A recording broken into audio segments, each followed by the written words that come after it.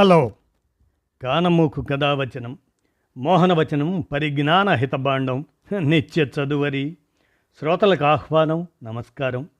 చదవదగునెవరు రాసిన తదుపరి చదివిన వెంటనే మరువక పలువురికి వినిపింపబూనిన అది ఏ పరిజ్ఞాన హితబాండమౌపో మహిళ మోహనవచనమై విరాజిల్లు.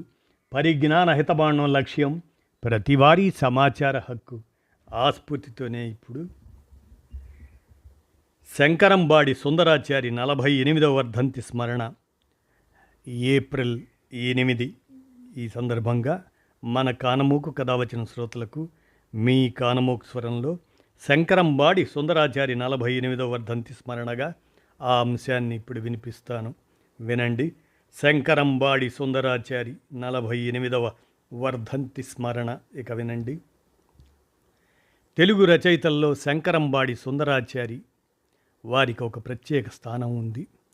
వారు ఆగస్టు 10, 1914లో జన్మించి ఏప్రిల్ 8, 1977న కన్నుమూశారు. ఆ సందర్భంగా నేడు ఏప్రిల్ 8 48వ వర్ధంతి స్మరణగా తెలుగు ప్రజలకు ఆంధ్రప్రదేశ్ రాష్ట్రానికి రాష్ట్రగీతమైన మా తెలుగు తల్లికి మల్లె పూదండ అనేటువంటి గీతాన్ని అందించిన వారు శంకరంబాడి సుందరాచారి. వారు గొప్ప కవి. పద్య కవిత్వం ఆయనకు ప్రీతిపాత్రమైన కవితా ప్రక్రియ. పద్యాలలోనూ తేటగీతి ఆయన ఎంతో ఇష్టపడ్డ ఛందస్సు. తేటగీతిలో ఎన్నో పద్యాలు వ్రాశాడు. నా పేరు కూడా శంకరంబాడి సుందరాచారి తేటగీతిలో ఇమిడింది, అందుకనే నాకది బాగా ఇష్టం అనేవాడు ఆయన. ఆంధ్రప్రదేశ్ రాష్ట్ర గీతమైన మా తెలుగు తల్లికి మల్లెపూదండ అనేటువంటి ఆ పాట కూడా తేటగీతిలో రాసిందే. ఈ పద్యం ఆయన రచనల్లో మణిపూస వంటిది.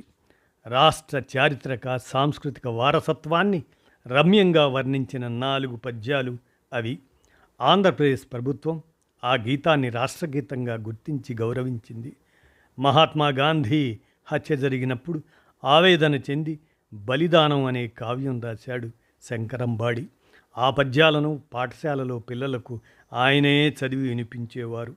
ఆ పద్యాలలోని కరుణ రసానికి పిల్లలు రోధించారని ప్రముఖ రచయిత పులికంటి కృష్ణారెడ్డి చెప్పాడు. సుందర రామాయణం అనే పేరుతో రామాయణం రచించాడు. అలాగే సుందర భారతం కూడా రాశాడు. తిరుపతి వెంకటేశ్వర స్వామి పేరు మకుటంగా శ్రీనివాస శతకం రచించాడు సుందరంబాడి. ఇవే కాక జపమాల, బుద్ధగీతి అనే పేరుతో బుద్ధ చరిత్ర కూడా రాశాడు. రవీంద్రుని గీతాంజలిని అనువదించాడు ఈయన. మూలంలోని భావాన్ని మాత్రమే తీసుకొని భావం చెడకుండా తెలుగు నుడికారం పోకుండా చేసిన ఆ స్వతంత్ర అనువాదం బహు ప్రశంసలు పొందింది. ఏకలవ్యుడు అనే ఖండకావ్యం, కెరటాలు అనే గ్రంథం కూడా రచించాడు ఈయన. సుందర సుధా బిందువులు అనే పేరుతో భావగీతాలు రాశాడు. జానపద గీతాలు రాశాడు. స్థల పురాణ రచనలు చేశాడు. ఇవే కాక అపవాదు, పేదకవి, నాస్వామి, నేటి కవిత్వం, బలిదానం, కార్వేటి నగరరాజ నీరాజనం ఇలా మొదలైనవి వీరి ఇతర రచనలు. సినిమాలకు కూడా పాటలు రాశాడు. మహాత్మా గాంధీ, బెలహణీయం, దీనబంధు అనే సినిమాలకు పాటలు రాశాడు.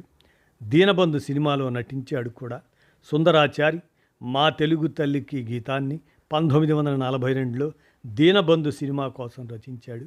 కానీ ఆ చిత్ర నిర్మాతకు యుగళ గీతంగా వాడటానికి నచ్చకపోవటం ద్వారా ఆ సినిమాలో చేర్చలేదు. టంగుటూరి సూర్యకుమారి గ్రామ్ఫోన్ రికార్డు కోసం ఆ పాటను మధురంగా పాడిన తర్వాతనే ఆ గీతానికి గుర్తింపు లభించింది. ఒకసారి ఢిల్లీ వెళ్ళి అక్కడ నెహ్రూను కలిశాడు.